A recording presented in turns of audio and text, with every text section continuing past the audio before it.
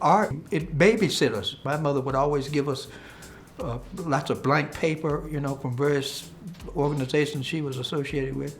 And my brother and I both would just sit there and draw and draw and draw and draw.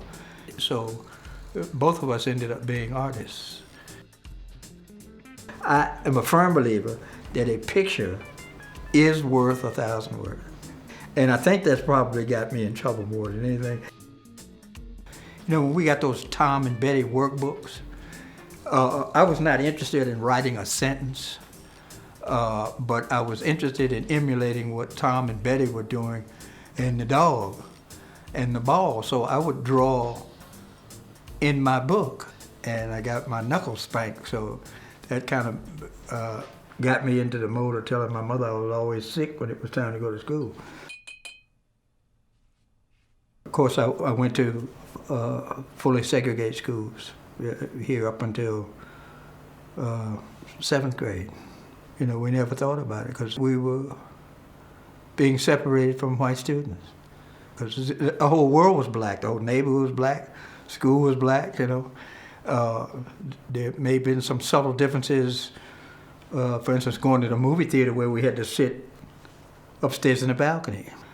I always said this, if you want to oppress somebody, you don't put them over top of you. So.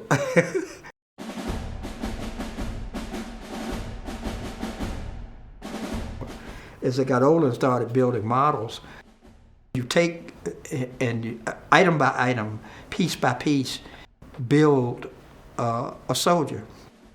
When Grant went to Richmond at the end of the Civil War, that's who he met, was black troops, Confederate black troops. And most of them had been forced to fight, and their masters would recover their money.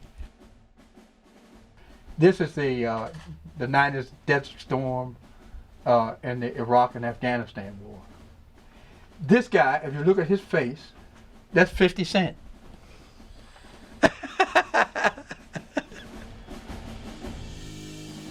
Well, I joined the Army because we were all afraid of getting drafted, because most of the draft boards were white. And so I joined it, and then the draft was over with. I think it was a great experience. I recommend it to every young man who can't figure out which direction to go. I got a break one day when I was out in the field, and I had drawn these pictures of some World War II weaponry. And a senior officer came through and said, he looked at my work and he said, "Do you want a job?" I said, "Sir, do you want a job?" He said, "I need a draftsman." And so I was whisked away from knee-deep in mud to a headquarters unit to work with some engineers, and they taught me how to be a draftsman. It was a dream job because I did everything from painting Walt Disney characters on day room walls to charts, graphs, and the whole 9 yards. And so when I left there, I came back here and went up to the university and got hired by a retired lieutenant colonel who was a director of art, photography, and television. And I don't think he ever looked at my portfolio. He just looked at my haircut. He said, "Come to work Monday morning." And there stayed almost 20 years. I love history. I love military history. I specialize in African American history. Growing up in school, we never learned much about African American history, very little, because we had to learn white history in order to get from one grade to the next. So the black history was excluded. And so my point in the last 10, 15 years was to account for what had been lost and tell various stories of African American struggle. I have this piece of the murder of Bootjack McDaniels, that the photograph of it appeared before Congress in 1937. That picture happened to spark the anti-lynching debate. This woman who would have done day work would have done this night and day, probably 7 days a week, for pennies. Always being threatened, always being cheated out of your money if you're a sharecropper. It's been a process of reading, figuring things out, and why the government had done what it had done, and how people rose above certain things. What I think is incredible superhero stories of people considering what America had put in front of them. For instance, the soldiers behind you is depicting a 92nd Division, which would have fought in Italy.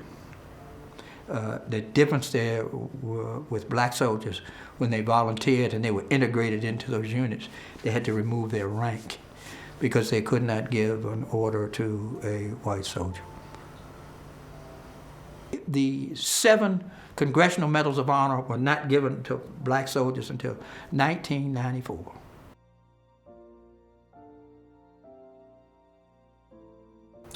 I like all the different mediums I learned to use throughout my career. You had to learn to use different mediums to achieve a certain type of illustration. So when I was able to retire, I was able to do all the things that I always wanted to do. All my children were grown.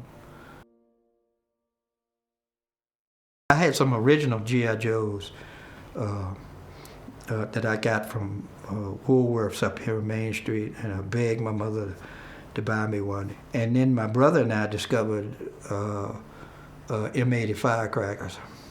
Oops, G.I. Joe stepped on a landmine. You know, so he got blown up. But if you'll notice the face of this soldier, it's Don Cheadle.